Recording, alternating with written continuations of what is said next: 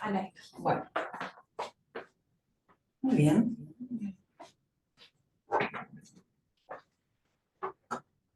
Bueno, buenos días a todos y a todas, y de nuevo estamos aquí en este ciclo de abordajes críticos sobre las violencias desde la Universidad Autónoma de Occidente y en colaboración con la Universidad de la República, la U del Arte de Uruguay.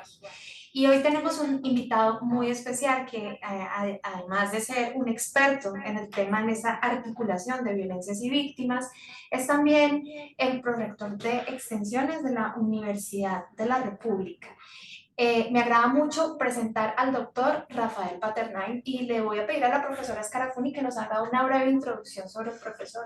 Bueno, es un gusto saludarlos otra vez en este ciclo de abordajes críticos de las violencias. Hoy estamos con Rafael. Con Rafael tenemos un grupo de investigación, que es el Grupo de Estudios sobre Violencias y Víctimas. Rafael es especialista, ha trabajado muchos años en el tema de las víctimas, en el tema de las políticas acerca de delitos, el tema de los homicidios, el tema de la seguridad, de la convivencia. Trabajó muchos años en el Ministerio del Interior y hoy está acá para dialogar con nosotros sobre este encuentro que va a versar en esas dos dimensiones, el tema de las violencias y las víctimas. Entonces, como para unificar un poco lo que hemos hablado en estos distintos encuentros, y que más o menos siempre empezamos preguntándoles a nuestros invitados sobre eso, nos gustaría empezar conversando contigo, Rafael. ¿Qué concepciones de violencia o de violencias has podido construir conceptualmente a lo largo de tu trayectoria como investigador en ese campo? Como para empezar a dialogar sobre eso y dejar planteado aquí sobre la mesa algunas concepciones sobre violencia o violencias.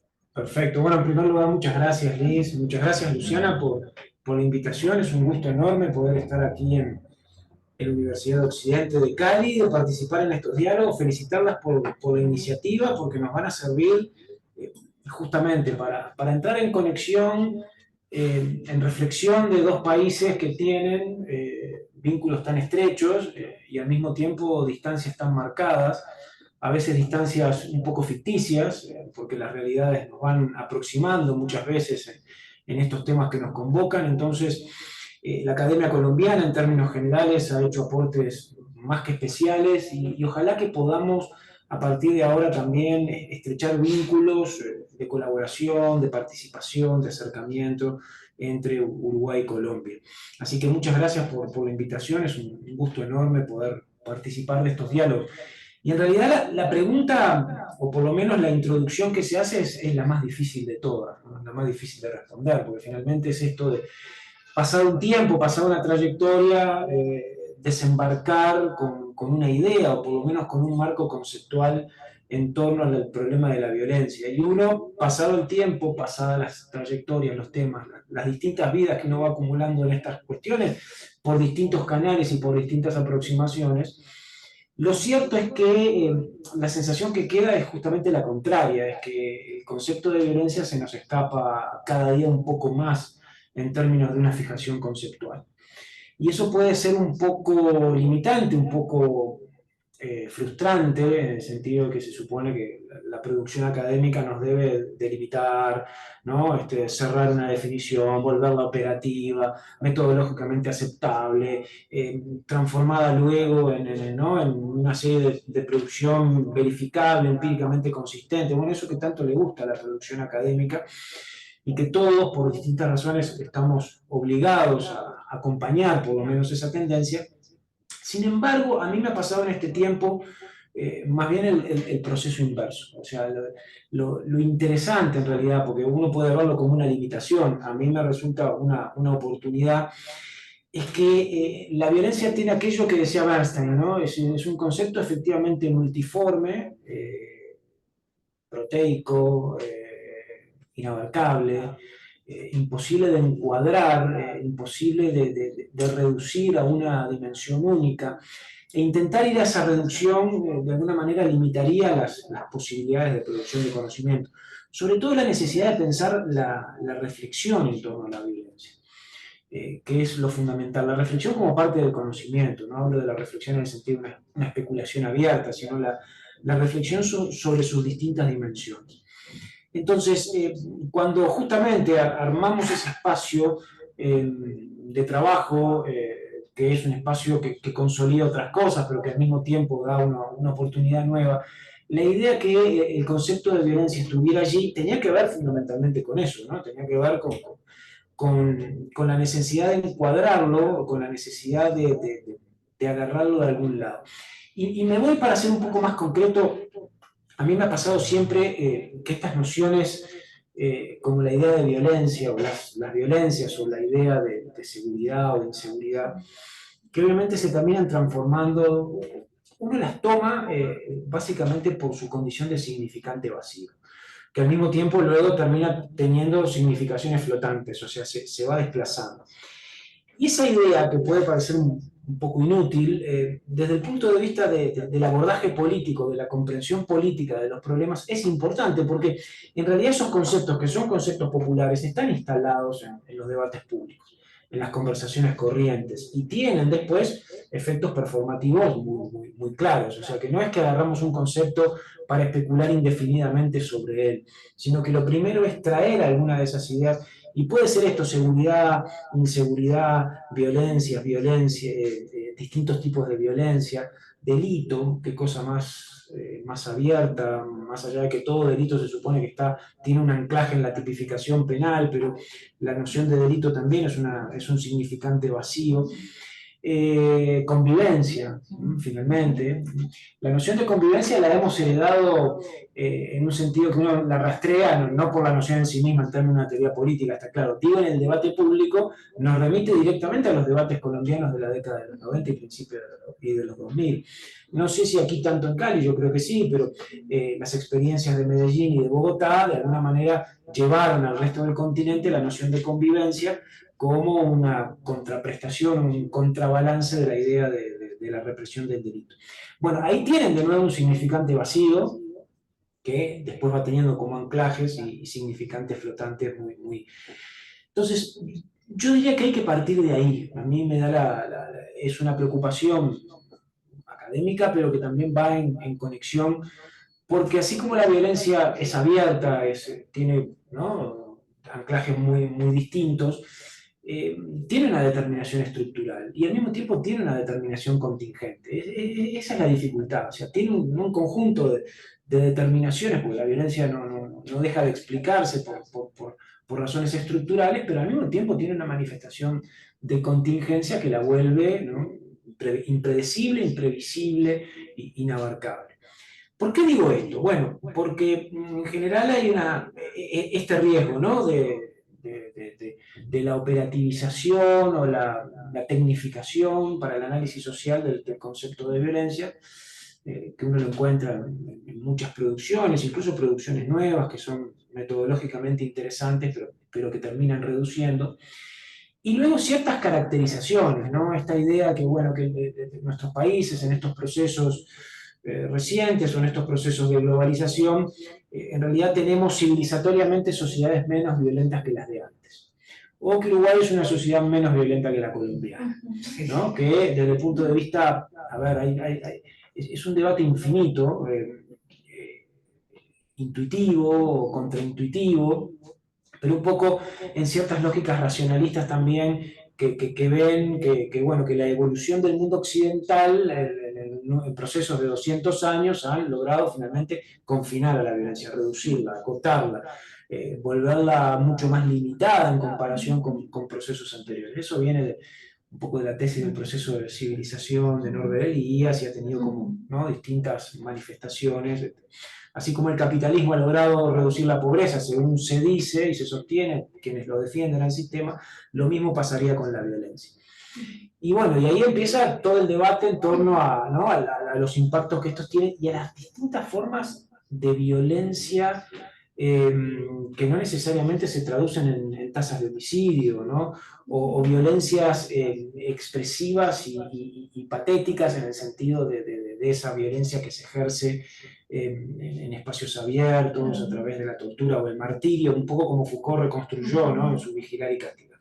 Entonces empiezan a aparecer otras claves y otros conceptos mucho más, ¿no? Mucho más difíciles, que tienen que ver con la violencia legal, que tienen que ver con la violencia institucional, incluso que tienen que ver con la violencia simbólica y los nuevos emergentes de discusiones de violencia, que vuelven el debate a un lugar marcadamente más complejo.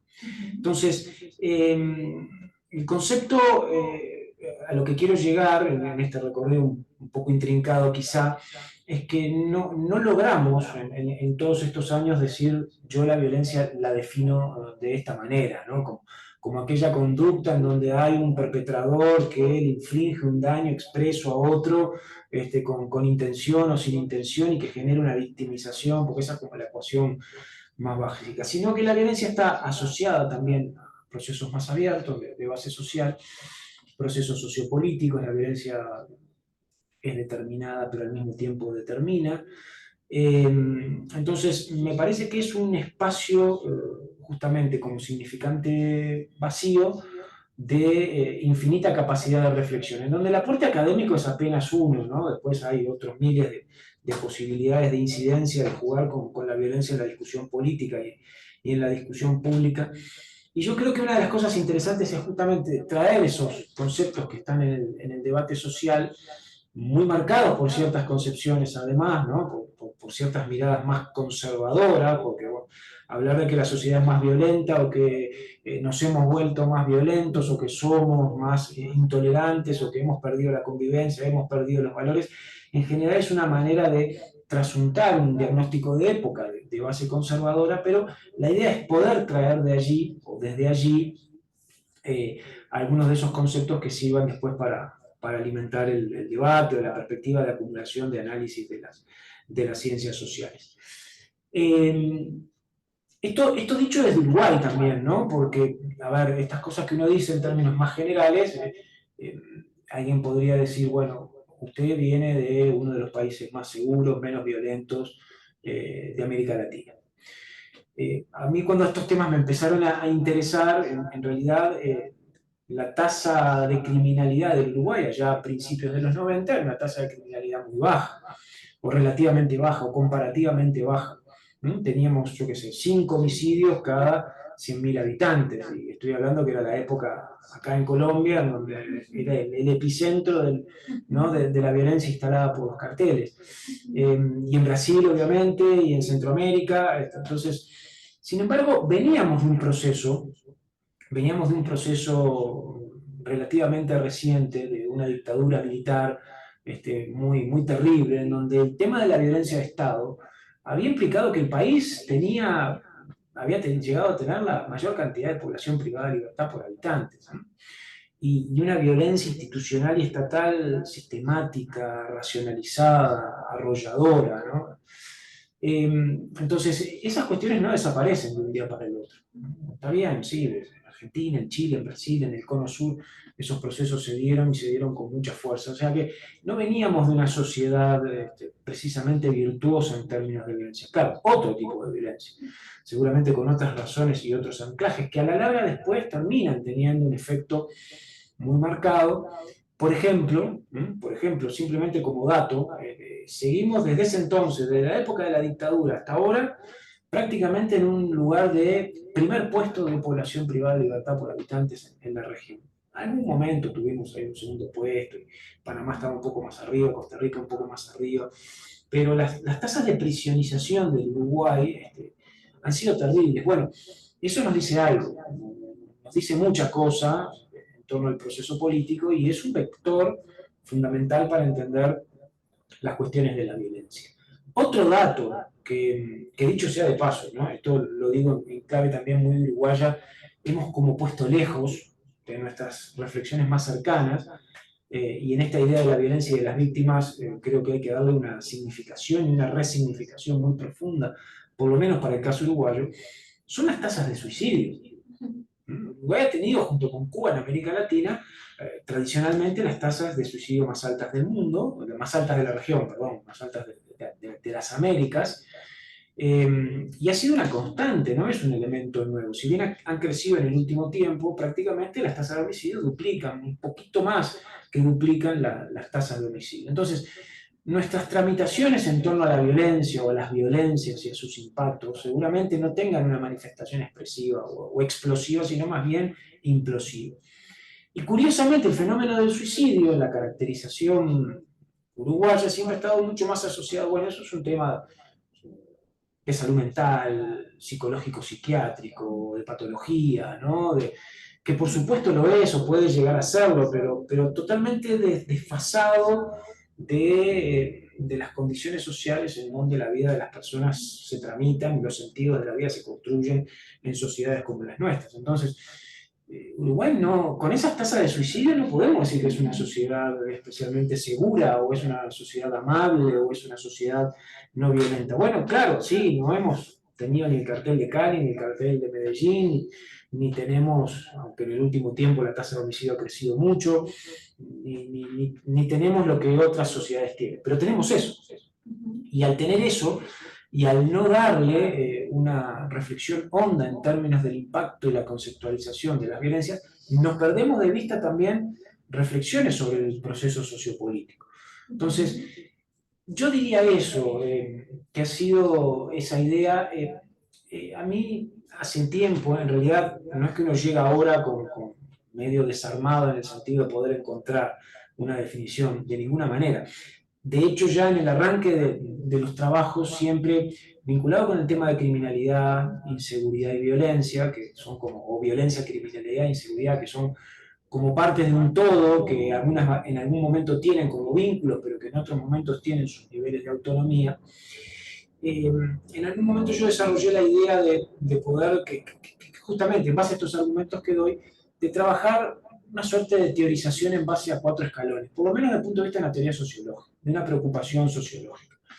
Y ahí lo sociológico o lo social siempre dialoga no es que se cierre en sí mismo, sino que intenta dialogar con otros aportes disciplinarios que pueden a veces ser más fundamentales para lo que queremos nosotros analizar que el propio recorte sociológico de los objetos.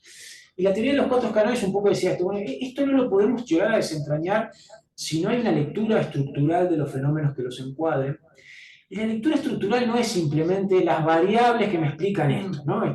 Porque la desigualdad de ingreso, la pobreza y, no sé, la desintegración me explican un tanto por ciento de la ocurrencia del delito. Y ahí voy a buscar la causa, que es como ir a buscar la nada, ¿no? La variable que me lo explica todo.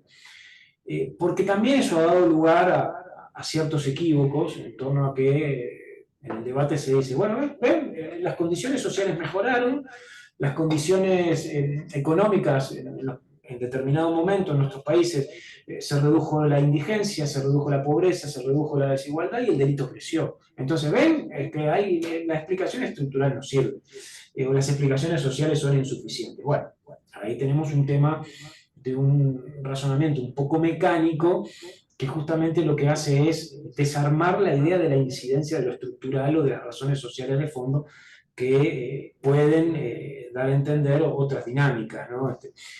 Por esta idea que la desigualdad no es solo de ingreso, que la desigualdad no es absoluta, que la desigualdad es relativa, que la gente está en determinadas posiciones, que estar por debajo de la línea de pobreza no significa más que eso, que estar por debajo de la línea de pobreza, pero que los horizontes de reproducción de la vida son absolutamente precarios, insuficientes, ¿no? Bueno, todo lo que ustedes ya saben. Pero que hay algo ahí en donde estos temas tienen que poder dialogar con algunas perspectivas estructurales que me parece que es una línea que en el último tiempo nosotros no es que hemos abandonado, hemos priorizado otras, pero que de alguna manera eso también hay que darle una proyección distinta. Y la violencia o las violencias no se deconstruyen, no se entienden, no se reconstruyen sin un poco estas perspectivas estructurales. El segundo escalón tiene que ver lo que llamamos el escalón institucional, o sea, finalmente entre la violencia y los factores macro, o la violencia chica o la violencia micro y los factores macro, hay mediaciones institucionales que hay que tratar de poder entender el papel que juegan, ¿no? En torno en estos temas al papel de los medios de comunicación, al papel que el propio Estado tiene, las tramas sociales, comunitarias, asociativas, los vínculos políticos locales, todo ese mundo hipercomplejo sin el cual nosotros no podemos comprender lo que pasa, al punto que las instituciones regulan el delito y regulan la violencia. Entonces, esa es una dimensión decisiva para entender por qué un indicador se mueve, ¿no? Cómo funcionan las policías en los territorios, que es algo que en el último tiempo le hemos dado particular interés. Entonces, ese campo entre lo legal y lo ilegal tan separado, entre los buenos y los malos, los trabajadores y los honestos y los deshonestos, que genera como un campo de divisorias, cuando uno introduce las perspectivas institucionales en la comprensión de los fenómenos, la conceptualización cambia y cambia muy, muy radicalmente, en el sentido de entender que efectivamente hay engranajes institucionales que producen, que habilitan, que suspenden, que generan condiciones de posibilidad, que impiden o obturan la expansión de los fenómenos de la violencia.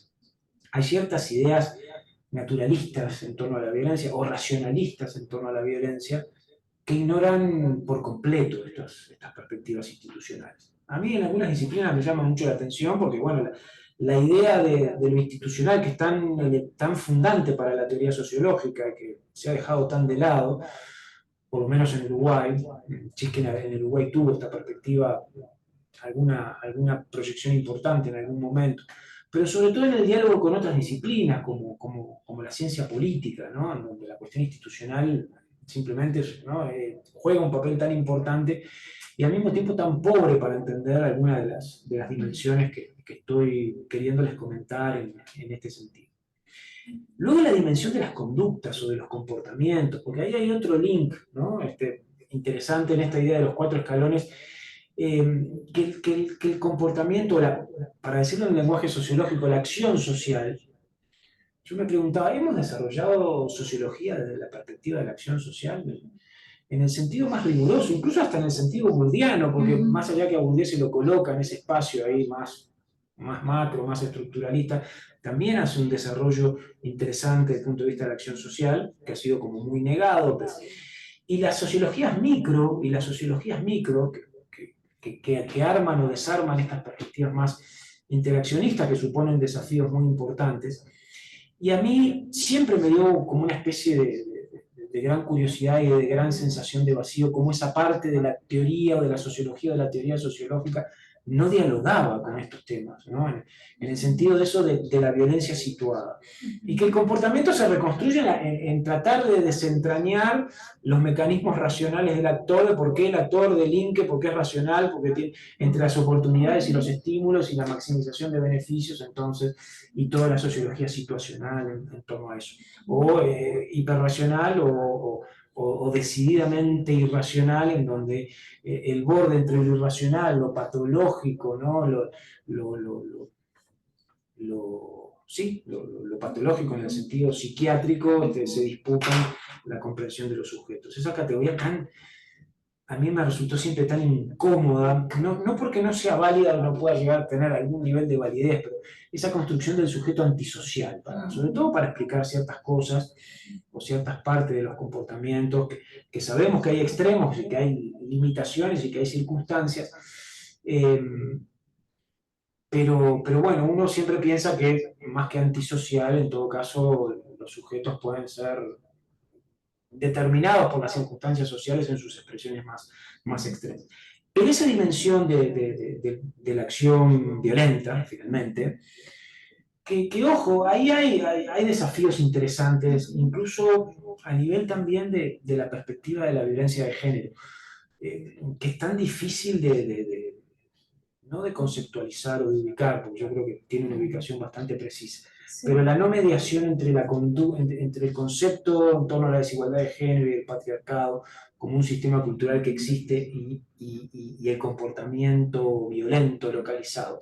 Siempre a mí me queda la sensación de que en el medio faltan esas mediaciones para entender, y eso no ha sido explorado, estoy hablando desde Uruguay, ¿no? No ha sido explorado lo suficiente, y ahí hay un campo rico. Y por último, y como cerrando, ya que la respuesta era como, la pregunta era como enorme, me había que dar cuenta de alguna trayectoria, por hacer un recorrido más o menos acorde a esa pregunta. Yo para cerrar diría el escalón del discurso o de los discursos, en donde los sentidos se producen.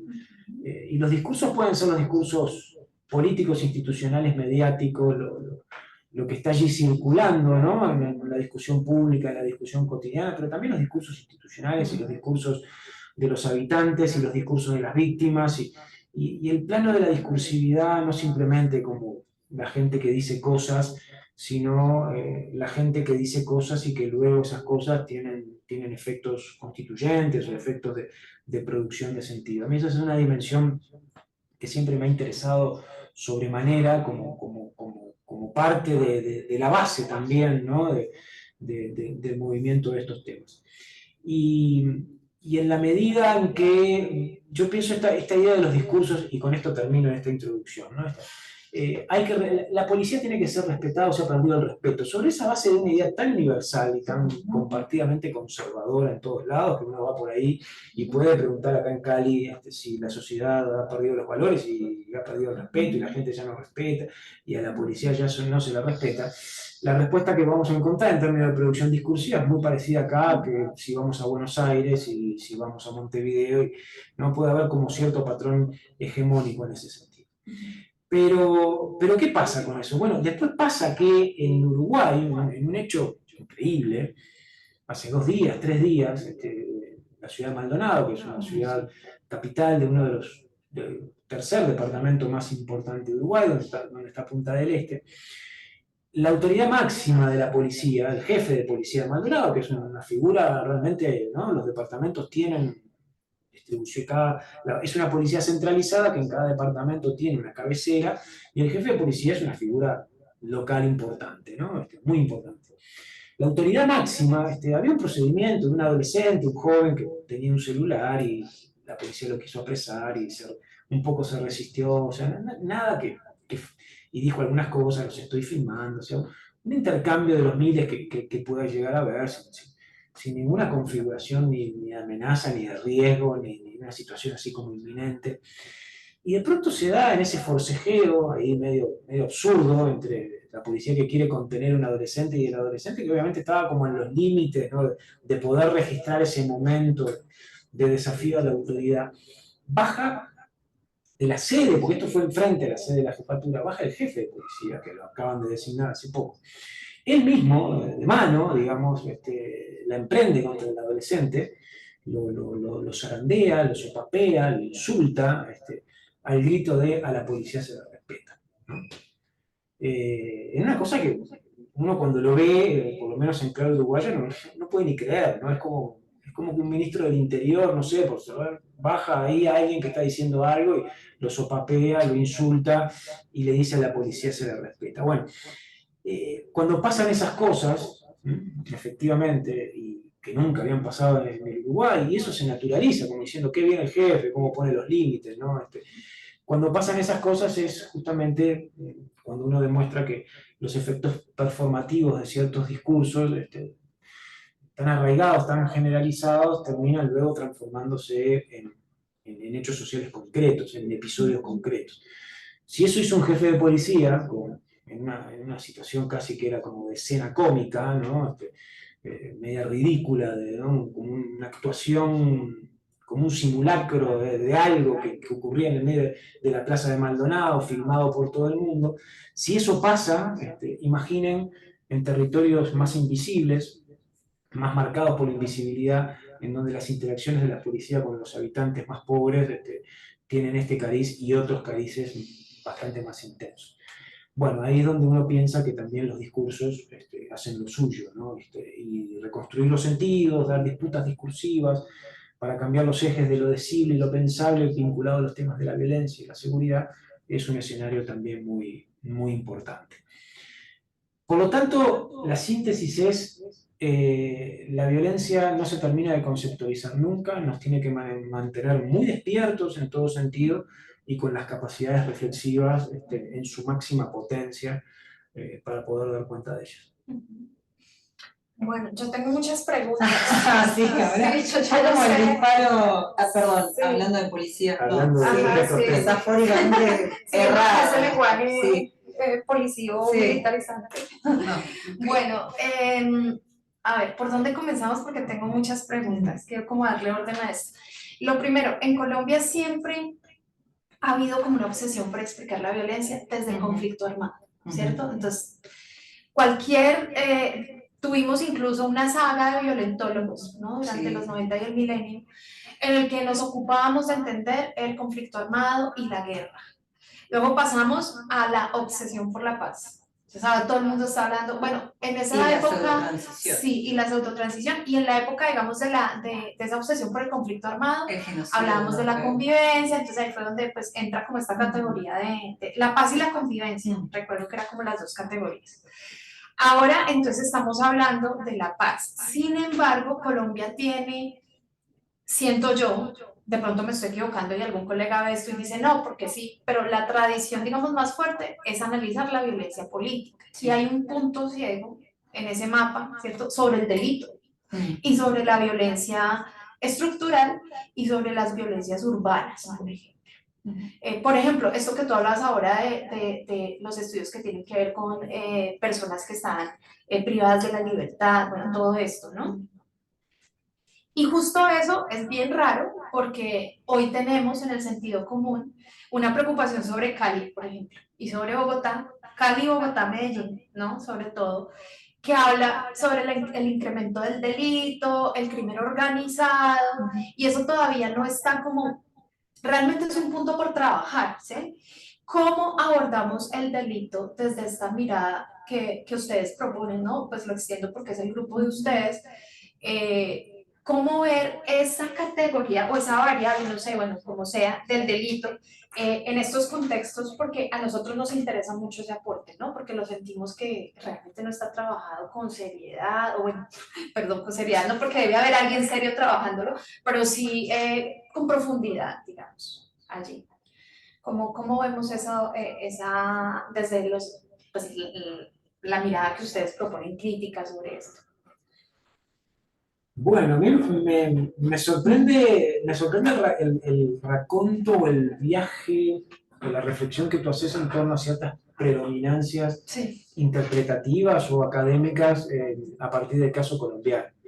No tengo manera de contestar, yo por lo menos no tengo manera de contestarla, ese abordaje entre la violencia política o la violencia armada y ahora esta cuestión de la obsesión por la paz o la centralidad de la paz. Porque a mí en el medio, por lo menos en la vinculación que yo tuve, en los contactos a lo largo del tiempo con distintos núcleos, en realidad estaba más focalizado en esto del delito y el delito urbano. Y me refiero a los núcleos de trabajo, capaz que no tanto académico, ojo. Ahí podemos hacer el deslinde. Ahí podemos hacer el deslinde entre cómo sería la criminología colombiana, que eso podría ser como un camino como para ordenar, a diferencia del caso venezolano, que siempre han tenido criminologías, incluso criminologías críticas muy potentes, y elencos de criminólogos a lo largo del tiempo muy potentes, pero desde otro lugar que tiene que ver con la política pública o con el conocimiento vinculado a la política. Digo esto porque también ahí ha habido producción de conocimiento muy significativo. Claro, la puerta de entrada siempre ha sido el problema del narcotráfico, su dimensión compleja, pero el delito urbano, la segregación residencial y territorial, y sobre todo a partir de Colombia se ha dado esta idea, no sé si a partir de Colombia, pero tan atractiva también de que hay una agenda intermedia entre lo que podrían ser las políticas de represión más clásicas y las políticas de igualdad, por llamarle de algún modo, que ha estado asociada a la noción de los factores de riesgo, ¿no? Que es una idea que ha tenido un enfoque muy de corte epidemiológico también, ¿no? Que ha sido, a ver, lo voy a hacer de una manera, va a quedar grabado, pero en realidad es para simplificar la conversación. Siempre he entendido que esa es una idea muy colombiana, ¿no? Yo siempre la he identificado, incluso con Cali, ¿eh? Estoy hablando de finales de los 90, cuando había Acá hubo un alcalde, Rodrigo Guerrero, Ujú. que tuvo una vinculación importante, que dicho sea de paso yo lo conocí, un ser extraordinario, eh, y que él tenía esta idea muy de darle el enfoque desde la ciudad, ¿no? Desde la alcaldía, de poder desarrollar políticas sociales con enfoque epidemiológico, que ahora están volviendo, o no se han ido nunca, en esta idea de otros programas que en Uruguay están desembarcando en torno a los interruptores de la violencia, en el sentido de que si se hacen determinadas cosas, de interacciones oportunas de personas vinculadas a las tramas delictivas, epidemiológicamente la violencia se puede detener, por lo menos su manifestación más extrema. Y la cuestión de esta idea que tiene que ver con esto de la convivencia, ¿no? Y de los factores de riesgo, en su momento era atractiva, en el sentido que vos ibas como ubicando algunas cuestiones, ¿no? La tasa o los porcentajes de desempleo juvenil en determinadas sociedades, si no se trabaja ahí, ahí hay un factor de riesgo. La prevalencia de armas de fuego, los mecanismos de regulación o no regulación o desarme y demás, si no se trabaja ahí en el medio, ahí también hay otro factor de riesgo. La preeminencia del consumo de alcohol. Bueno, yo todas estas cuestiones de la ley Zanahoria y de los... Ajá. El otro día le decía, cuando venía del aeropuerto para acá, le decía al taxista que me hablaba de los bailes, la salsa, la discoteca y esas cosas, y le digo, bueno, me imagino que seguirán cerrando como cuando yo vine por primera vez, que creo que a las 11 de la noche ya cerraban. No hay, bueno, me hizo toda una descripción de que parece que los horarios en Cali ahora para los centros bailables no son los mismos cuando yo estuve en el año 99. Pero ¿a qué iba eso? Bueno, la intervención sobre factores de riesgo tenía que ver con consumo, ciertas muertes que se dan en determinados horarios, productos de altercados, diferencias, bueno, consumo de alcohol, presencia de armas. Entonces una política para limitar esos factores de riesgo era limitar el consumo, la ley Zanahoria, etcétera, premiar, ¿no?, a quien no consumiera, cerrar las discotecas a determinada hora, y eso en principio pudo haber dado algún resultado, digamos, moderador de las tasas de homicidio en determinado momento.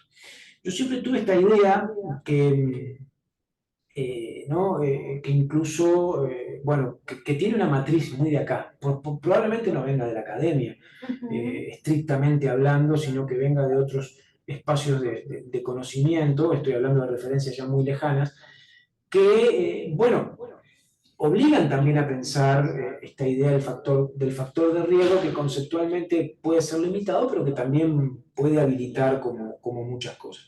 Y luego está la idea de la convivencia, que en realidad posiblemente esto tenga más que ver con la matriz de Medellín, o con el paradigma de Medellín, en el sentido que estaba como más orientado, ¿no?, justamente a los factores de segregación urbana, de pobreza urbana enquistada, bajo la idea que, bueno, mejorar la infraestructura de esos lugares, llevar servicios, llevar cultura, llevar salud, llevar todo lo que hay que llevar en términos de inversión social y de infraestructura social, va a dar unos resultados extraordinarios para reducir los niveles de violencia. Esa idea, que la lideró el exalcalde Fajardo, llegó al Uruguay, como todo en el Uruguay, llegó tardísimo, ¿no? Llegó allá en el año 2013, 2014, que de hecho hubo como varias, estoy hablando de 10 años atrás, y ahora van a ver, o por lo menos esto tiene un link con lo que estamos viendo nosotros, ¿no? Ya, con un gobierno de izquierda, ya no vamos a hablar más de represión, vamos a hablar de convivencia. Entonces, las políticas urbanas se tienen que redefinir y vamos a intentar hacer lo mismo. Y en Casaballe, que es un barrio al cual acudimos ahora, ¿no?, es un barrio muy problemático de Montevideo, hubo mucha inversión municipal y de políticas sociales en términos de infraestructura. Que cambió en algo esto, ¿no? Llevar el complejo de deporte, vivienda, llevar cultura, que claro, supone cambios muy importantes, pero no logran finalmente ni el modelo de los factores de riesgo, que siempre están inciertos, con este anclaje epidemiológico, ¿no? Ni el modelo de la convivencia, que es tan importante, finalmente no logran torcer o revertir el peso de esos factores estructurales que tienen que ver con la autonomía de las dinámicas del delito organizado, que son locales, pero que nunca son locales solamente, ¿no? Que tienen una ramificación y una extensión global, ¿no? No hay nada más globalizado que el delito organizado, no hay nada más propiamente del capitalismo actual que el delito organizado, ¿no? No se lo puede disociar.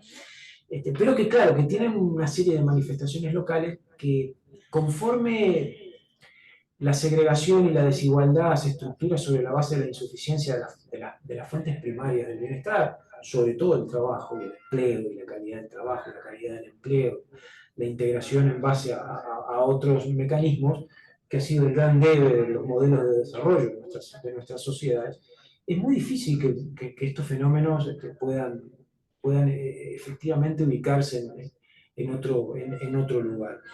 Entonces, y estoy pensando en el delito, porque el delito es sobre todo también el delito más común, el delito más masivo, vinculado a ciertas violencias, pero también al fenómeno de los robos, de los robos violentos y demás, también va mutando, ¿no? En Uruguay hemos visto que hay una parte de ese delito violento, de interacción violenta para proveerse de ciertos ingresos en determinados territorios, muta a estos enrolamientos que tienen que ver con los micromercados, con los micromercados. Exactamente. Entonces, a veces un involucramiento masivo puede llegar a tener mayores niveles de rentabilidad que proveerse de fuentes de dinero yendo a robar una zona central de la ciudad que puede ser mucho, mucho más incierta. Entonces, el delito también se anuda a eso y por lo menos en nuestros países esos desplazamientos, no sé si los tenemos lo suficientemente bien mapeados, pero la sensación que queda es que seguramente todos estos paradigmas o todas estas perspectivas en torno a cómo comprender el delito, más que suplantarse, deberían poder como anexarse, ¿no? Entonces, no vamos a lograr efectivamente cambios en ecuaciones sustantivas y construir esto que tiene que ver con la paz, ¿no? Que nosotros le llamábamos por la vida y la convivencia, era el eslogan que tenían los patrulleros policiales. O la vida, ahora hay un lema allá en algunos movimientos sociales en los barrios que se llama la vida vale. Nosotros no hablamos de pacificación, pero sí hablamos del valor de la vida vinculado a estos temas, sin realmente un link muy radical que hace a la comprensión académica de esto, pero también a la articulación en términos de política pública, con políticas de inclusión social que han estado por fuera por completo, ¿no? Por fuera por completo de los procesos de desarrollo en la región, aún bajo experiencias y momentos y olas de signo progresista. Y esto lo vemos en todos lados, en Uruguay, en Argentina, lo hemos visto en Colombia, bueno, ni que hablar en Ecuador ahora, ¿no? En Venezuela especialmente y dramáticamente. Luego en el medio hay algo también del paradigma de la convivencia que no puede desestimarse, ¿no? Yo creo que tiene una vigencia ahí importante, como en la cuestión de los factores de riesgo. Hay algo de la posibilidad también de organizar un conocimiento en términos de medidas de control, que no necesariamente sean las represivas, que pudieran tener algún efecto en el componente del delito. Por separado ninguno dice nada, ¿no? O por lo menos estos dos primeros dicen bastante poco. Juntos podrían ser una plataforma interesante. ¿Qué veo yo con eso? Que la criminología en el sentido más estricto se ha separado de estas cuestiones. La criminología como campo de conocimiento, ese es otro debate que también de alguna manera podríamos dar. La sociología quizás también, ¿no? Por eso estos abordajes que ahora exploramos, más de corte etnográfico, más lindante con la antropología, ¿no? En esos límites que son constitutivos del pensamiento social y de la conformación de la sociología, un poco la búsqueda también de esas claves, ¿no? Que puedan como restituir esta dimensión del desenganche social, de las vidas y los entramados de vida por fuera de dinámicas comunitarias o muy desarmados por la lógica del delito organizado que desarman las redes de convivencia. Pero también muchas veces la necesidad de algunos elementos que tienen que ver con el riesgo más inmediato que pudieran tener también una traducción o una intervención. Entonces, hay algo de eso en donde tal vez el pensamiento criminológico mucho más orientado en torno al sujeto que delinque o al sujeto portador de esa conducta queda por fuera de estas perspectivas y de estas referencias. Yo no tengo manera de evaluar si ese pensamiento criminológico en Colombia ha tenido ese sesgo o no ha tenido ese diálogo. Pero bueno, frente a tu comentario, Liz, a mí me llama la atención porque en realidad nosotros, por lo menos, esa cuestión sobre el conflicto armado o sobre la cuestión vinculada a la paz, la hemos visto con más lejanía, con menos interés inmediato en términos de diálogo de la realidad. Bueno, claro, hay un proceso de paz como el que hay ahora o el que ha habido, y bueno, eso visto desde Uruguay, salvo un observador internacional, un analista internacional, pero no tiene una traducción tan inmediata para la realidad uruguaya, y lo mismo el conflicto armado, ¿no? Que, bueno, el caso colombiano tal vez sea único en toda América Latina.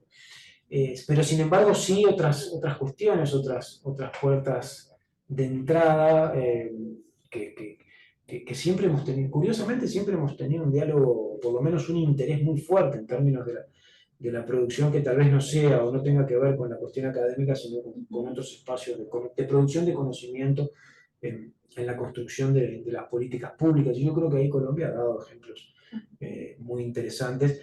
Que dicho sea de paso, en algún momento, y con esto termino, cuando vino toda la secuencia del Plan Colombia, también ahí todo esto quedó como en cuestión, de decir, bueno, miren, no, acá en realidad, si el homicidio bajó, no es ni por los programas de convivencia y los factores de riesgo, es porque una política orientada en el sentido del Plan Colombia que permitió desarmar los cárteles o los grupos criminales más importantes. Y bueno, sí, claro, Medellín, después de la muerte de Pablo Escobar, de ahí para abajo la tasa de homicidio descendió, eso está claro, pero siempre ha estado también en valores tremendamente altos. Antes de Sí, no. eso, no solamente una aclaración porque sé que nos ven, entonces quiero hacer esa aclaración. Y es, nada, pues entender que la aclaración que es la academia la que ha generado esos puntos ciegos, no la política social, porque luego también las plataformas internacionales también han trabajado de la mano del de los gobiernos, de las administraciones públicas. Entonces solo quisiera como hacer esa claridad que somos los académicos y las académicas los que hemos sido profundamente tímidos y que no nos hemos, digamos, conectado. Ha habido academias que sí, que sé que lo han hecho, o sea, digamos, la Universidad del Rosario, el Externado, la UDEA lo ha hecho, pero sin embargo quiero decir que me parece insuficiente. No, esto que dice Liz es muy importante porque aparte nuestra inserción nuestra formación académica fue en el ámbito de la violentología, como por decirlo, en un grupo de estudios que se enfocaba sobre todo en analizar estos episodios violentos en torno a hechos políticos, que se centró mucho en definir de una forma a las víctimas. Estuvimos muy enfocados en eso y por eso es muy importante esa aclaración. Sí. Porque bueno, en ese momento académicamente había una necesidad de generar herramientas teórico-metodológicas para afrontar un momento de la vida del país que fue muy, muy rico en investigaciones, en producción de conocimiento, en generar herramientas incluso para el propio Estado, para llevar adelante. Para la política de la transición. Exacto, para las políticas de la transición, que después también nos encargamos como de problematizar muchísimo toda esa conceptualización de lo que fue la transición y lo que fueron los acuerdos de paz, y la importancia de la Comisión de la Verdad, que tarde lo vamos a ver con el decano de la Facultad de Humanidades. Pero es importante esta aclaración porque tu vínculo, Rafa, fue más en el ámbito de las políticas públicas, de los gobiernos capaz que locales, de las municipalidades, Sí. a través de organismos internacionales y Tal no cual. tanto a través de lo académico. Entonces, nuestra formación académica como que se volcó mucho por ese lado. Y es interesante este diálogo que estamos teniendo justamente, enmarcado los diálogos, que creo que estaría bueno también, frente a esta cuestión que surgió acá, hablar un poquito de la conceptualización del tema de la víctima, ¿no? Porque en ese sentido, y en esa pregunta que te hizo Liz, nosotros tenemos una suerte de conceptualización de víctima, que incluso en nuestro grupo de investigación, el que tenemos en Montevideo, en la UDELAR, esa conceptualización de víctima incluso a mí me sirvió como para ampliarla, para problematizarla, para llevarla a otros lugares, ¿no? Un poco como le pasó a Gatti con el concepto de desaparecidos. Bueno, fue como mi proceso con el concepto de víctima. Y creo que en ese sentido, tanto Liz como yo, que venimos como de esa formación más de la víctima del conflicto armado, o de la víctima política, o de la víctima, el preso político, el desaparecido, la víctima del conflicto armado, estaría bueno como ver esa conceptualización de víctima que hemos logrado, que has logrado construir, saliéndonos un poco de estos lugares que son, o sea, también son como vinculados a esto otro, ¿no? O sea, como que no, pero es como ampliar un poco ese concepto. Sí. La noción de víctima recoge el interés de lo que yo les comentaba al principio en ese recorrido que hicimos sobre los conceptos abiertos o los significantes vacíos. O sea, en realidad está tomado de ahí. La idea de víctima está en el plano de lo que vamos a desarrollar, tiene que ver con cómo la noción de víctima prácticamente se ha transformado en un elemento de caracterización contemporánea de la sociedad en el sentido general.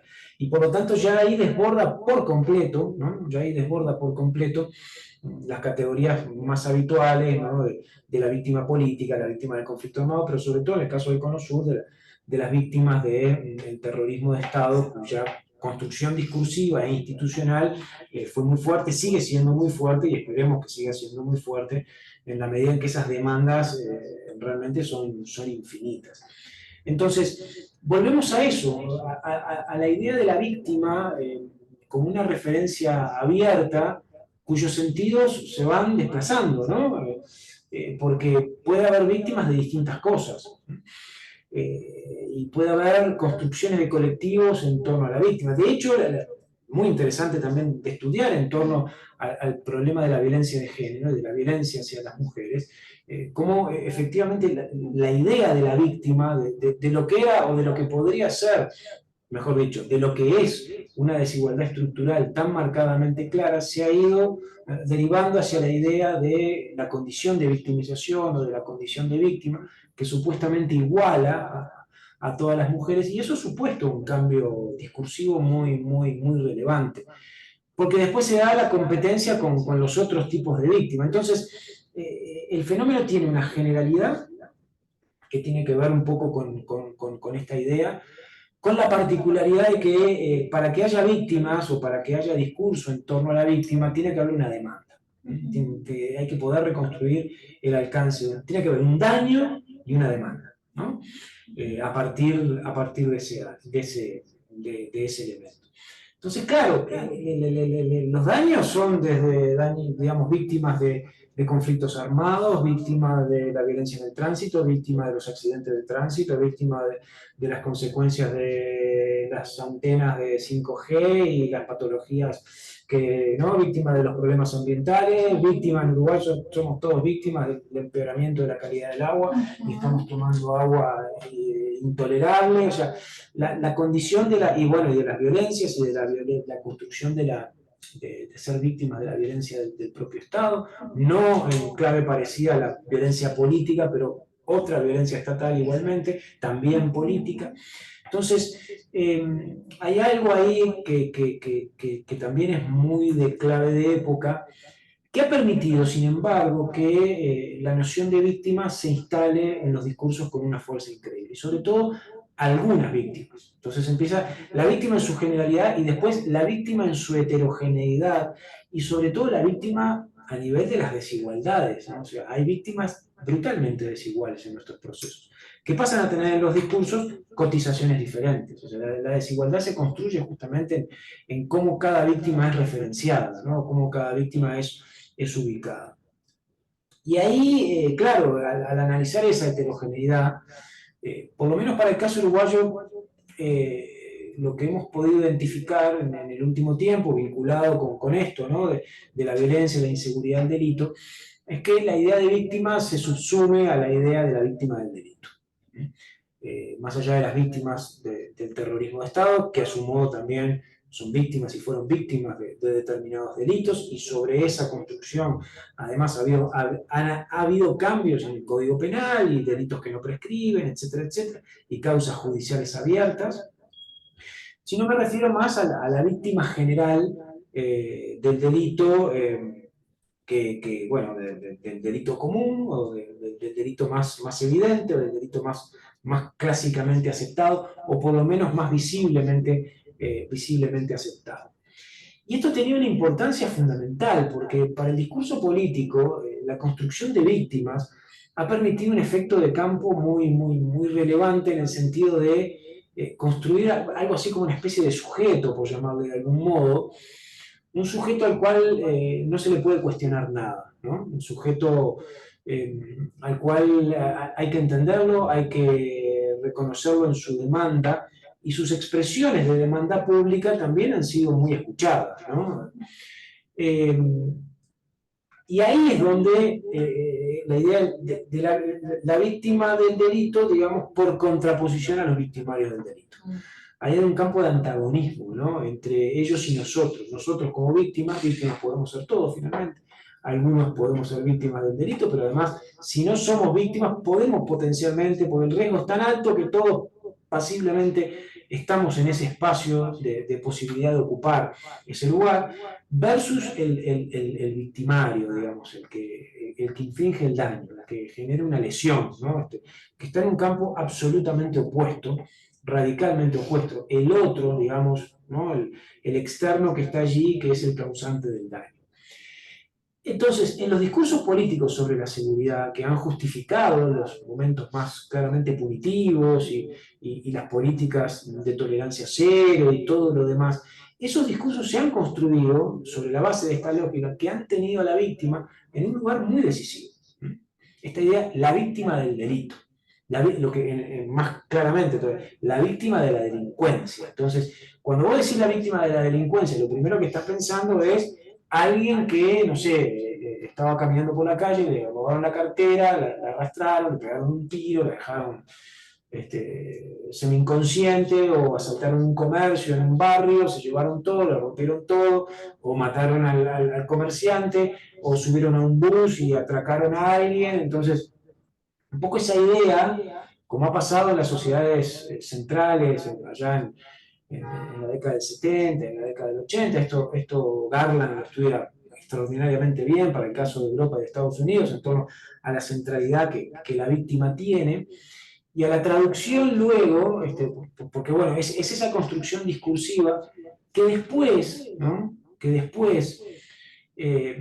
En realidad puede llegar a tener una manifestación en términos de construcción de sujetos políticos activos y de movilizaciones sociales, ¿no? Esta idea de los movimientos de las víctimas, esta idea de que la gente se junta para, de alguna manera, articular una demanda, que en Uruguay lo hemos visto muy amortiguado, ¿no?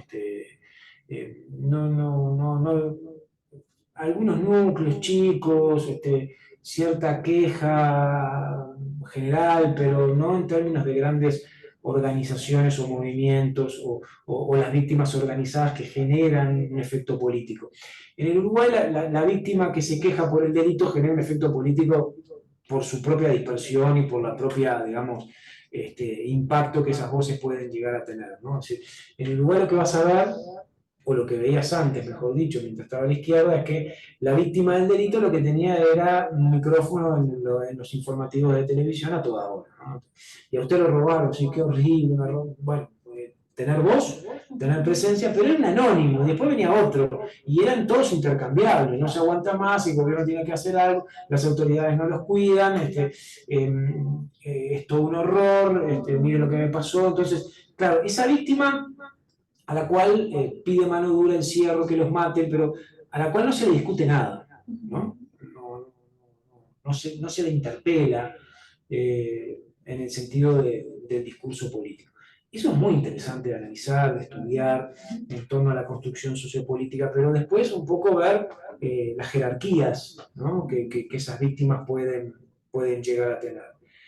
Y ahí es infinito. Ha habido en el último tiempo una puja bien interesante en lo que nosotros llamamos, bueno, por un lado las víctimas consolidadas, las víctimas no discutidas, que eran un poco estas, ¿no?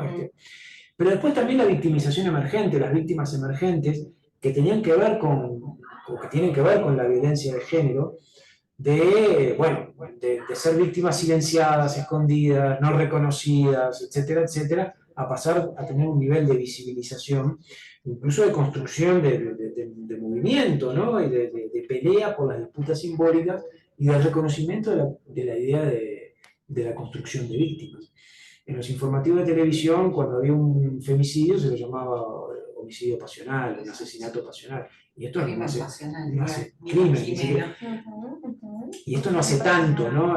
Al reconocimiento del femicidio. Bueno, en el medio eso implicó aumento de pena, bueno, toda una discusión ahí en donde también las victimizaciones emergentes y nuevas terminan reforzando ciertas lógicas punitivas. Pero bueno, ahí hay una cuestión que también, en el caso de la violencia de género, una de las cosas que veíamos es que muchas veces eran víctimas que en realidad no aparecían en testimonios en primera persona, sino que eran más bien víctimas habladas, o sea, movimientos o personas hablaban por las víctimas, hablaban por esas mujeres, bueno, por el nivel de victimización también profundo, que a veces la victimización impide el discurso, ¿no? Impide hablar, impide la visibilidad, entonces necesitan que otro. A veces hay otro tipo de victimización cuya única característica es hablar. A mí siempre, en los 2000, siempre me llamaba la atención cómo en reuniones, ¿no? La gente cuando sufría un atraco, un robo o algún evento, cómo lo socializaba, ¿no? Era el tema de conversación. Ahora eso ha caído un poco, pero en su momento, sufrió, me robaron. Entonces, colonizar una reunión, ¿no? De amigos en torno a los detalles de cómo era, lo que hicieron. Finalmente, por suerte, no les pasó nada, muy traumático, muy horrible, pero era con ellos. Y después de ahí, escalar hacia, hay que hacer esto, hay que hacer lo otro. De cómo también en la conversación chica hay cierta victimización que habilita el discurso y habilita una forma de discurso. Y hay otra que lo imposibilita y lo cancela por completo, ¿no?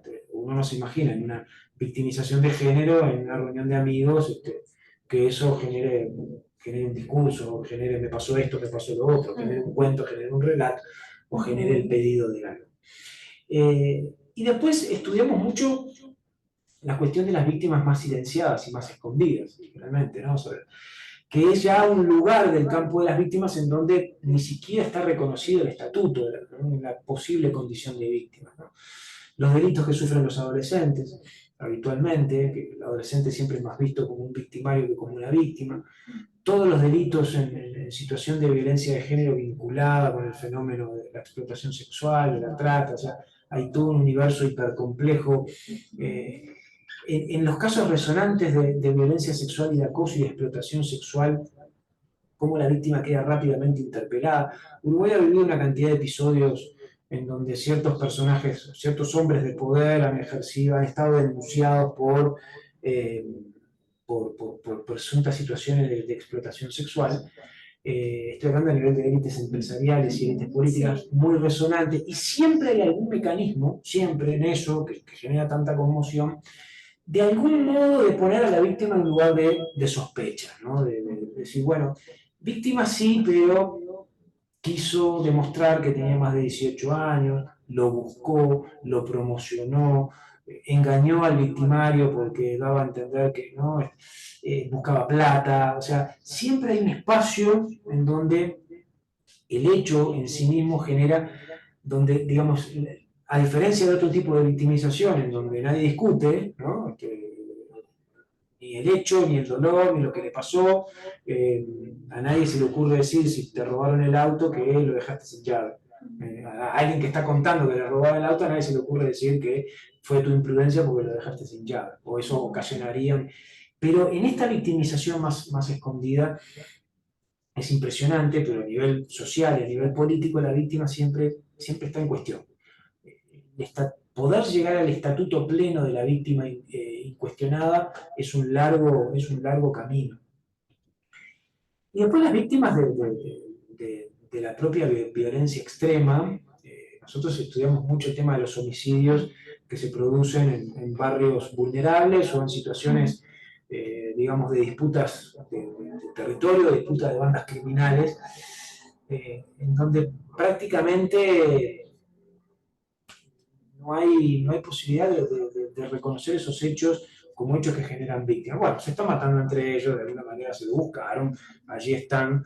Estas son cosas que se decían en el Uruguay por lo menos 10 años atrás. Bueno, la gente, acá tú vas a morir asesinado siempre y cuando estés en estas cuestiones, ¿no?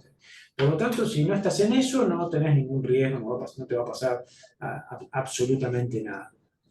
Entonces ahí también hay una victimización objetiva que no logra traducir eso en jóvenes que pierden la vida de una manera trágica y dramática, en traducir eso en condición de víctima, porque la víctima y el victimario se supone que ahí están como fusionados, ¿no? Son lo mismo. El Ministerio del Interior tiene un mecanismo muy sutil de una violencia simbólica infernal, lo sigue teniendo, ¿no? De decir, bueno, esta persona fue asesinada, pero ¿saben qué? Tenía antecedentes penales. Entonces no es víctima. Tiene un estatuto mucho más dudoso, ¿no? Bueno, digamos, noticiar un homicidio y que la fuente oficial te diga que la persona que fue asesinada tenía antecedentes penales, es lo que te configura las referencias discursivas y la violencia simbólica, y lo que te permite el estatuto de víctima digna de ser tenida en cuenta, víctima no ser digna de tener en cuenta. Entonces, el campo de las víctimas, para poder redondear esta respuesta, es absolutamente apasionante por todo lo que involucra y por todo lo que toca, ¿no? Y no hay manera de sacarlo desde las claves más contemporáneas de producción de sociedad y de producción de subjetividad también, ¿no? Porque hay algo del talante subjetivo de estas sociedades que habitamos y que vivimos, que de alguna manera, y ahí hay todo un punto en torno a la ecuación social de los sentimientos y de las emociones, que no es simplemente una reacción subjetiva propia, sino mucho más decisivamente colectiva, que me parece que es un punto apasionante, que no hemos ni abordado, no hemos en Uruguay ni abordado, y que tiene, bueno, una exigencia y una necesidad de empalmar algunas de estas perspectivas en un enfoque más exigente, ¿no? Finalmente la víctima o la victimización termina anudándose a las producciones de subjetividad de época más claras, ¿no? Y es un espacio para ver también la característica de la sociedad contemporánea. Yo, bueno, otra vez como tratando de hilar, porque claro, yo los estoy aprovechando a ustedes, ¿no? Sí, aprovechándolos para entender también como este comparativo, ¿no? Entre ustedes, nosotros. Y entonces me pongo a pensar volviendo atrás, en eso que decías de la vida vale, ¿es que se llama? La vida vale, y cómo entonces estamos girando, porque también los pueblos indígenas de aquí del sur de Colombia empezamos a escuchar esto del cuidado por la vida o el cuidado por la vida, y avanzando como de una matriz de comprensión 100% de la seguridad que venía como jerarquizada desde arriba a una idea de seguridad más desde desde lo horizontal, desde la seguridad humana, bueno, pasamos como por esos avances, ¿no? También en el milenio, dejar de hablar como de la seguridad y empezar a hablar de la seguridad humana. Entonces, me interesa mucho esto porque entonces, claro, si ya hablamos del cuidado por la vida o de la vida en general, esta jerarquización de las víctimas que tú planteas pues en el discurso, ¿no? Como de decir que hay estas que sí son, estas que no son, estas sí son porque son de estas, esta persona que capaz que era un, no sé, desviado social, entonces no es víctima, ¿no? En esa misma idea del delito. Entonces, claro, ¿qué pasa ahí como con esto de, me gustaría que ampliaras esa idea, porque me parece muy interesante y también muy importante como para entenderla aquí en Colombia, aplicar, digamos, esto o ampliar esa idea de seguridad más allá de lo meramente del control o la represión o bueno, de lo puramente estatal y de lo jerárquico, a una cosa también mucho más intersubjetiva e interinstitucional. Sí, sí, bueno, de alguna manera entender por qué un colectivo, un barrio finalmente se organiza en torno a un eslogan y a la idea o a la narración de que la vida vale, es porque efectivamente en las condiciones de reproducción de la vida social de esos espacios, efectivamente la vida no tiene valor. Eh, y ahí hay un link complejo también, porque esta idea conservadora de nuevo que la vida no vale nada y que te matan por tres monedas, ¿no? Esa idea de la aleatoriedad, ¿no? De la aleatoriedad del riesgo, del cambio de época, de la idea que antes había respeto, ahora no lo hay, ¿no? Entonces, siempre esas cosas o esas referencias discursivas hay que tomarlas con especial cuidado, porque en realidad, efectivamente, la vida vale en cualquier espacio, ¿no? En el sentido que es un valor, y es un valor al cual le dan todas las personas, independientemente del espacio social en que se ubique. Entonces, la demanda seguramente tiene que ver, yo lo interpreto así por lo menos, mucho más que la vida vale en el sentido del reconocimiento a determinadas situaciones, ¿no? Tiene que ver más con la ausencia del reconocimiento de las propias condiciones materiales y sociales en las cuales ciertos colectivos están, que son los que después a la larga habilita, ¿no? a que estas cuestiones puedan llegar a tener el cariz que llegan a tener. Entonces, uno puede establecer el eslogan de la vida vale en el sentido conservador, ¿no? Que efectivamente no haya muertes, que no haya asesinatos, pero me parece que lo que quiere decir fundamentalmente es que empieza a haber un reconocimiento, eh, es decir, ¿no? Una empatía y al mismo tiempo un ubicarse en el lugar en torno a las condiciones en las cuales eso se da, que supone también romper muchas de las cadenas de la desigualdad que están marcadas por las barreras, construcciones infinitas a lo largo del tiempo de la estigmatización de los lugares, ¿no? De cómo desestigmatizar ciertos procesos.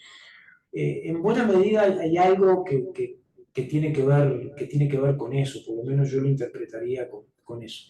Claro,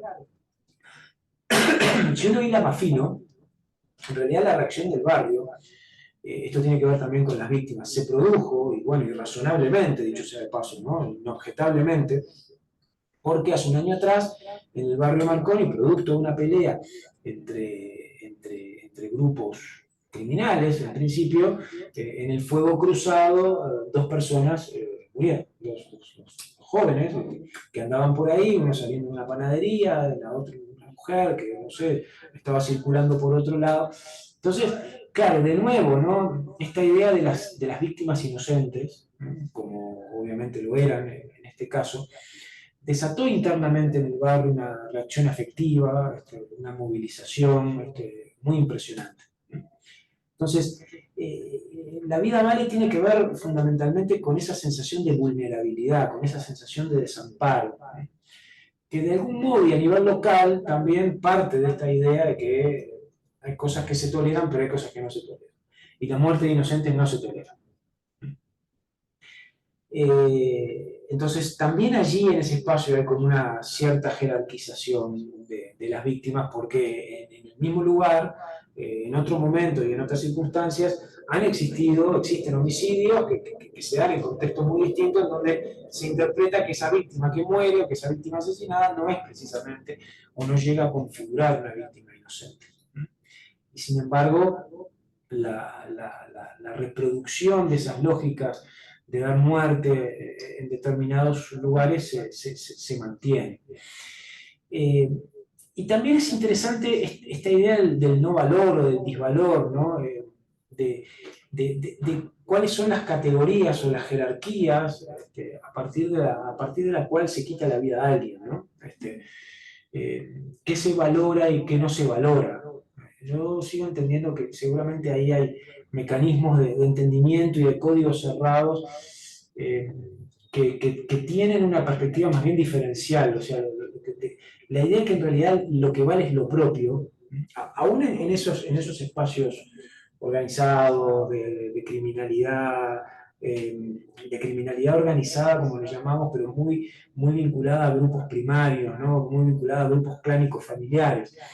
En donde seguramente puede haber más bien que una ausencia de valores en torno a que la vida no vale, una jerarquía contradictoria de valores, en donde en realidad lo único que importa es lo propio, lo mío, mi familia, mi referencia, mis recursos, mis dineros, mis negocios, ¿no? Y eso lo cuido, ¿no?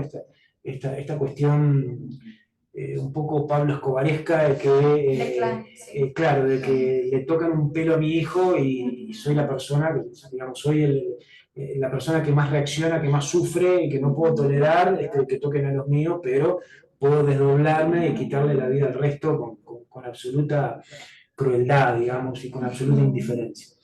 Entonces, hay esta idea más que un disvalor generalizado, que puede ser complicado, porque también esta idea que en realidad la vida no vale, la vida no tiene valor, pero lo que no tiene valor es la vida, digamos, son los pobres, o son los marginados, o son los que están allí, o es la gente de estos barrios, la que no respeta, la que no valore, la que se merece todos los castigos.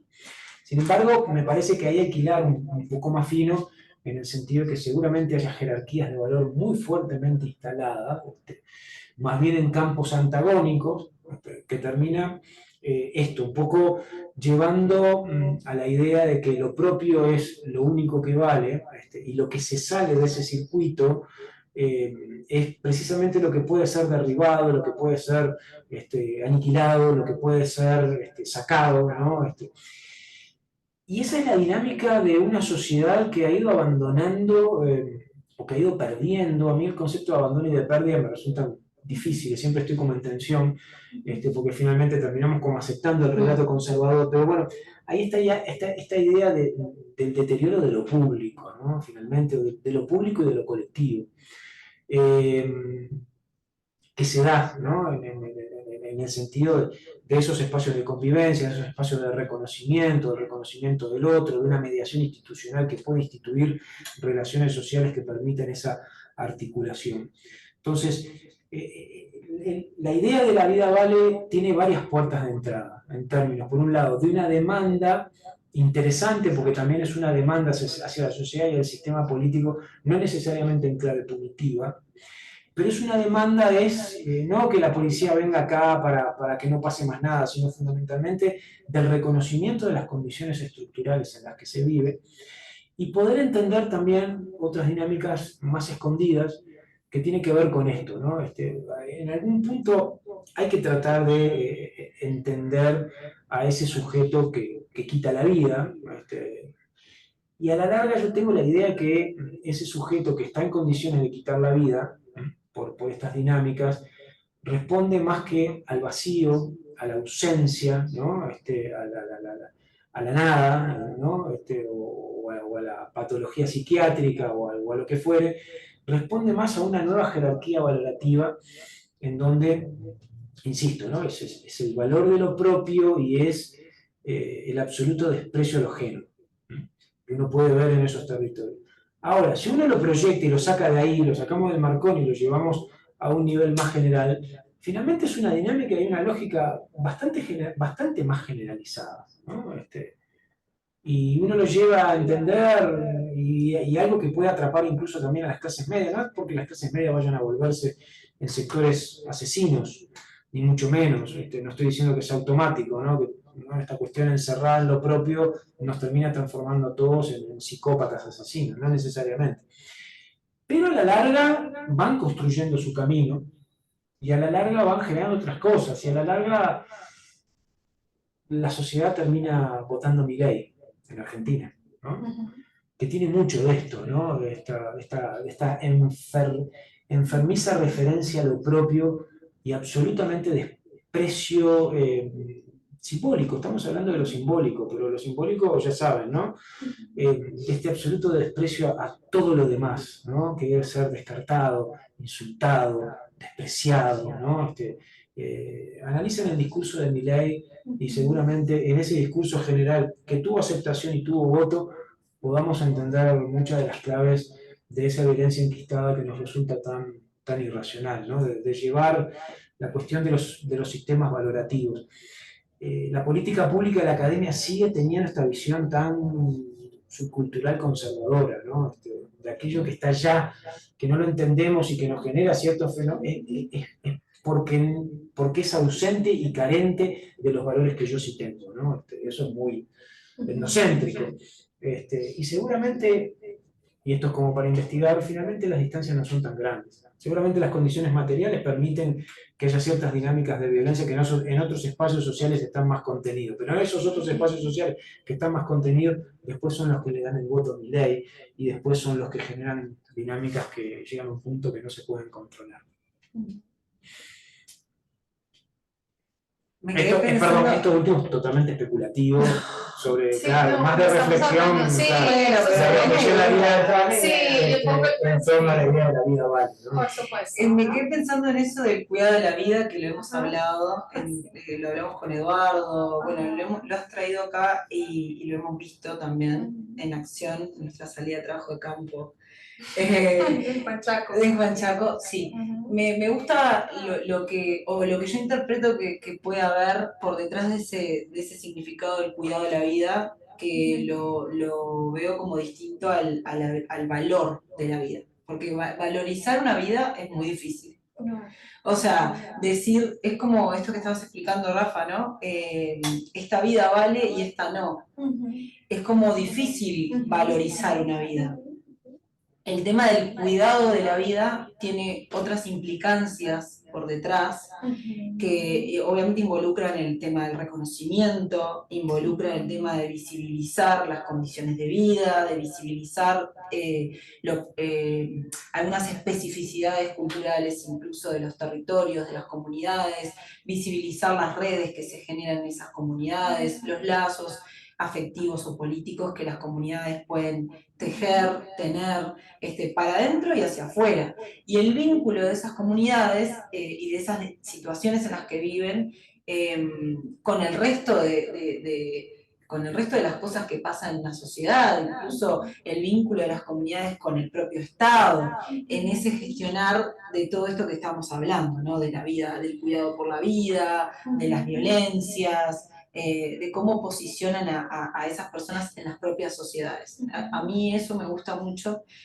Sí. Pues como para preguntarte sí, claro. a ti, es que ahora sí. Aprovechándote, sí. Porque entonces siento que puede ser que esa sea una categoría interesante, más en perspectiva de colonial, y más, digamos, que viene más de los pueblos indígenas. Incluso me atrevo a decir que no solamente del sur de Colombia, sino de todos nuestros, o sea, del sur de América Latina. Sí, sería una clave más de colonial, ¿no? ¿Qué piensas? Sin lugar a dudas, y aparte nos posiciona en otro lado. Me parece que es muy difícil utilizar la palabra valor, ¿no? Porque también nos posiciona como en ese lugar de pensarlo desde lo académico, dominante, discurso que ha de alguna forma definido cómo es que hay que valorizar las vidas. y eso también se traslada a las visiones que puede tener un Estado o a las visiones que puede haber en una sociedad. Sin embargo, lo del cuidado de la vida a mí me parece algo como más que ha sido construido por las propias personas, ¿no? Es como una conceptualización construida por los propios sujetos en los cuales ellos se posicionan y muestran unas realidades que nosotros no las deberíamos ver así como, ay, qué lindo, el multiculturalismo, sino como abrazar esas realidades y tratar de comprenderlas en profundidad.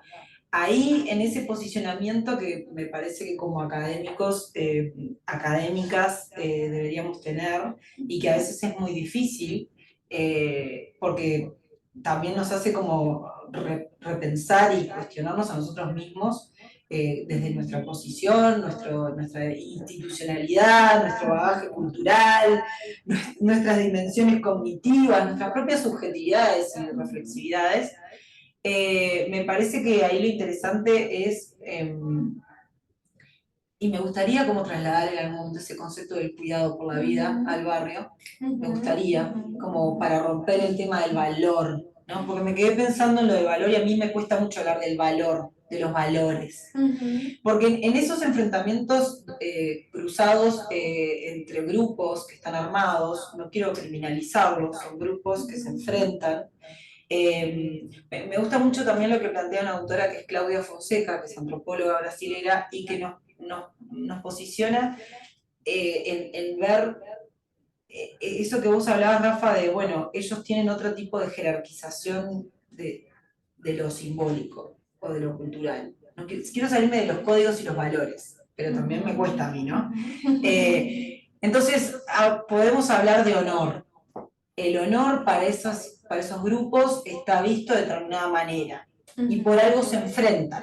No necesariamente puede ser por el tráfico de drogas, puede haber sido porque un joven de ese grupo le hizo algo a otro joven del otro grupo y lo arreglaron así, porque es la forma que conocen de generar un reconocimiento social, de generar un posicionamiento social, de pertenecer. Entonces, hay que poder comprender eso también, sin criminalizar o estigmatizar más de lo que ya lo hace la propia sociedad. Y ahí me remito a cosas que hablábamos en los otros encuentros de la violencia siempre la percibimos como algo malo, pero a veces es como la forma de vehiculizar cosas que tiene la gente, ¿no? Los jóvenes, las personas, los grupos, las familias, son formas de generar, de visibilizar sus situaciones, de visibilizar las posiciones en las que se encuentran en esas sociedades que son desiguales y injustas, de generar mecanismos de reconocimiento, de generar mecanismos de mostrar, de generar mecanismos de posicionamiento. Entonces, en ese sentido, vuelvo y digo, me gusta un poco más lo de cuidar la vida, que el valor de la vida, porque todas las vidas tienen un valor. Sí. O sea, es muy difícil valorizar eso. Ajá. Entonces, me gustó mucho eso que trajiste, sí, como para llevarlo nosotros hacia allá. Sí, sí, no sé si recuerdas que este aporte, pues claro, es un aporte de los pueblos, bueno, yo insisto, sí, claro, ¿no? Como que, y que recuerdo que estábamos hace poco en una reunión con Luciana, con el semillero de cine etnográfico, y uno de los estudiantes del semillero proviene de un grupo indígena de Jambaló. Y cuando estábamos hablando de un tema de cómo llegar a campo y cómo hacer etnografías, él decía, vale, pero necesitamos un cuido para la gente. Y estas categorías tan interesantes, ¿no? Porque es muy diferente y ahí entonces es como romper esa cuestión que decía Rafa de la individuación, ¿cierto? De decir, es que o sea, contra esa mirada de la violencia que se explica desde lo individual y no desde lo social, pues también una mirada del cuidado de la vida que no puede verse a nivel puramente individual, sino a nivel social. Un poco volver pues a lo colectivo como una fuente también de seguridad humana, pues es que es obvio, estamos diciendo obviedades, pero pues no sobra volverlo a decir y ponerlo aquí en la cuenta. Sí, bueno, yo quisiera como, pues nada, Luciana, tú que eres también del grupo, pues como ir cerrando, ¿cierto? Y pues también a Rafa pedirle pues como una conclusión general de lo que nos llevamos pues de la conversación de hoy, ¿no? Exacto. Agregando un poquito el tema del abordaje metodológico, como Sí, si lo vemos de una forma crítica, el sí, estudio de la violencia, ¿qué ajá, abordajes metodológicos críticos podríamos claro, nosotros asumir, ajá. ¿no? Y ahí como redondear todo lo que dijiste. Sí, A ver, yo en lo metodológico en realidad tengo una perspectiva bastante plural, ¿no? O por lo menos no tengo una perspectiva a priori. Eh, Cualquier abordaje, su diseño metodológico, pero también en su ejecución técnica, tiene limitaciones insalvables. Cualquiera, ¿no? Y en realidad creo que el punto que orbita, digamos, para sostener una perspectiva crítica, capaz que no tiene tanto que ver con la metodología, sino fundamentalmente con ese marco teórico y con ese marco reflexivo. La crítica fundamentalmente, o las perspectivas críticas, tienen que poder dejar eh, mucho más abiertas estas discusiones. Cuando digo abiertas no las digo necesariamente indefinidas, sino dejarlas abiertas y someterlas a una reflexión fuerte, que es lo que permite también la interconexión, ¿no? Y que el pensamiento pueda seguir habilitando más allá de las cuestiones de operacionalización o de cierto cierre, ¿no?, que tienen en los abordajes académicos. Pero al mismo tiempo, hay algunas cuestiones que no necesariamente un método en particular te da un cierto criterio de criticidad y otro te lo restringe. Me parece que eso es muy relativo. La metodología, o por lo menos la discusión metodológica, toda sin vigilancia epistemológica, y lo que vemos es la fetichización de la metodología, ¿no? Yo podría dar muchos ejemplos recientes de cosas que, de nuevo, tienen como un enorme valor porque tienen un cierto rigor metodológico, que lo tienen, ¿no? Y una cierta visión un tanto críptica de algunas cosas, pero sin ningún valor sustantivo, sin ningún valor reflexivo. A veces puede para el pensamiento, incluso para el pensamiento social crítico, una idea preliminar formulada con mucha indefinición, pero con mucha potencia, tener mucho más valor teórico y crítico y científico que una verificación hiper sofisticada y radicalmente pobre. Entonces, el punto crítico está en esa posibilidad de apertura sobre estos conceptos que hemos dicho, y seguramente las perspectivas normativas. En última instancia, dialogar o hacer dialogar estas cosas con discusiones normativas últimas que terminan teniendo incidencia política, son como los dos espacios, ¿no? Eh, Luego, bueno, las discusiones metodológicas se darán en ese contexto y podrán tener un mayor nivel de apertura o de limitación según. Nosotros en el último tiempo hemos hecho una exploración más abierta a los enfoques cualitativos y a los enfoques particularmente etnográficos, que también tienen sus riesgos y también tienen sus dificultades. O sea, uno puede caer en un positivismo etnográfico sin ningún problema. Si no, o sea, no es necesariamente el método o la técnica, en este caso, la que te garantiza o lo que garantiza la posibilidad de un pensamiento crítico. Puede caer en un positivismo cualitativo, en un positivismo etnográfico, pero también es verdad que más allá de esos riesgos que se intentan que no ocurra, eh, me parece que este conjunto de opciones metodológicas permiten iluminar cosas que de otra manera no se pueden ver. Permiten establecer dimensiones que habitualmente quedan, no digo invisibilizadas, sino supuestas, que es lo peor que puede pasar, ¿no? Cuando uno quiere deconstruir esta idea y deconstruir críticamente esta idea de la noción de subcultura, como hemos estado hablando, y bueno, yo no sé si puedo resolverlo metodológicamente por fuera de estas estrategias que estamos explorando. Entonces, ahí hay un link entre el riesgo metodológico que no garantiza nada de por sí, pero también es verdad que algunas otras apuestas más sustantivas requieren de algunos abordajes metodológicos que son muy incipientes en el Uruguay y que uno se da cuenta dando esos primeros pasos que ya puede ver cosas que de otra manera no vería, y bueno, eso alimenta también la posibilidad de tener un enfoque crítico que a su vez esté en condiciones de discutir públicamente y políticamente muchas de estas cuestiones. Bueno, Bueno, muchas Bueno, gracias. pues sí, Gracias, hemos Liz, estado, gracias, bueno, gracias a ustedes por venir a Cali y estar acá en la Autónoma de Occidente, o sea, creo que es un gran aporte y creo que hemos visto hoy tanto esa necesidad de observar las variables estructurales, pero también esas otras categorías que surgen, ese pluralismo metodológico tan necesario para el análisis de las violencias y entender que ese campo es un campo en tensión, que siempre está en crisis y que tiene un carácter muy plástico, lo vamos reformando, lo vamos alimentando, lo vamos reinventando todo el tiempo.